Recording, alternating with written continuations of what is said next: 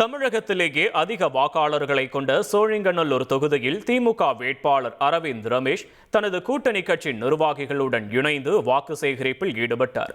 கோவிலம்பாக்கம் பகுதியில் திறந்த ஜீப்பில் வந்த அவருக்கு பரங்கிமலை ஒன்றிய திமுக செயலாளர் வெங்கடேசன் தலைமையில் உற்சாக வரவேற்பு அளிக்கப்பட்டது. அப்போது 100 கிலோ எடை கொண்ட ராட்சச ஆப்பிள் மாலையை கிரேன் உதவியுடன் அவருக்கு அணிவித்து தொண்டர்கள் ஆரவாரம் செய்தனர்.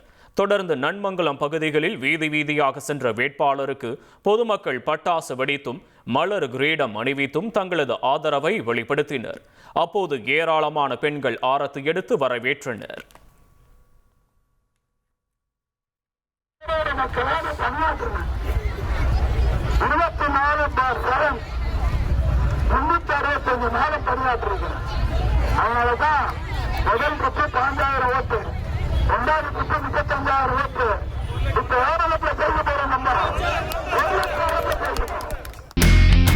இனி செல்லும் இடமெல்லாம் செய்தி. தந்தி டிவியின் வாட்ஸ்அப் சேனலை ஃபாலோ பண்ணினா செல்லருக்கும் இடமெல்லாம் செய்தி. இதோ QR கோட் இப்பவே ஸ்கேன் பண்ணுங்க, ஃபாலோ பண்ணுங்க.